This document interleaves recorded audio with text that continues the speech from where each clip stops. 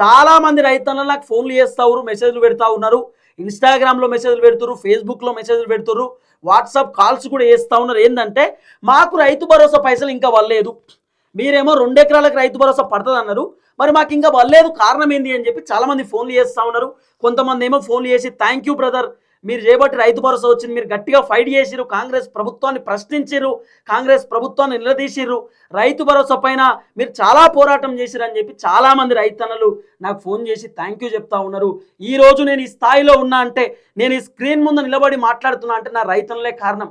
ఆ రోజు నా దగ్గర డబ్బులు లేనప్పుడు, నేను చాలా ఇబ్బంది పడుతున్నటువంటి సమయంలో, నా పెంకల్ ఇంట్లో నేను స్క్రీన్ పెట్టుకొని వార్తలు చదువుతున్నటువంటి ఆ సమయంలో నేను నా రైతన్నలకు చెప్పిన, నేను రైతన్నల కోసం పోరాటం చేయాలంటే, రైతుల సమస్యలపైన నేను మాట్లాడాలంటే ₹1 నాకు దానం చేయండి అని చెప్పి నా రైతన్నలకు నేను చెప్తే, నా రైతన్నలు నా కోసం చాలామంది నిలబడ్డారు.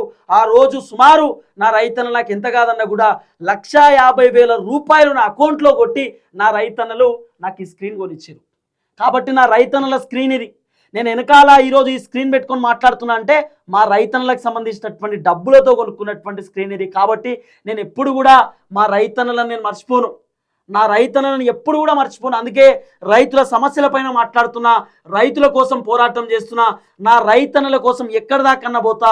నా రైతులకు రైతు భరోసా రావాలి, రుణమాఫీ కావాలి, నా రైతన్నలకు పెన్షన్లు రావాలి, పంట బోనస్ కావాలి, నా రైతన్నలకు అన్ని బెనిఫిట్స్ రావాలి, నా రైతన్నలకు పంట బోనస్తో పాటు యూరియా బత్తాలు కూడా రావాలి, అట్లనే ఇంద్రమ్మ ఇండ్లు కూడా నా రైతన్నలకు కావాలి, పట్టాలు కూడా రావాలని చెప్పి ఈరోజు కాంగ్రెస్ ప్రభుత్వాన్ని నేను ప్రశ్నిస్తున్నా.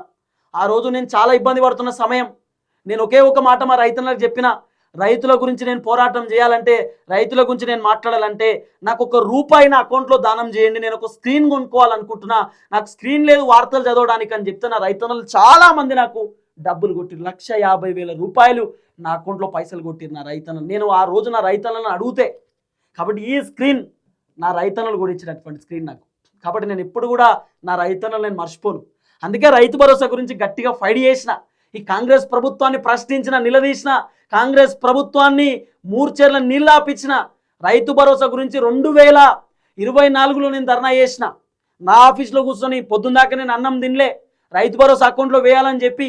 అయినా కూడా కొంతమంది కాంగ్రెస్ పార్టీ లీడర్లు ఫోన్ చేసి లేదు బడ్జెట్ లేదు, మళ్ళీ నెక్స్ట్ సారి రిలీజ్ చేస్తా అంటే 2025 జనవరిలో రైతు భరోసా రిలీజ్ చేసి మనం చేసేటటువంటి ఫైట్కి.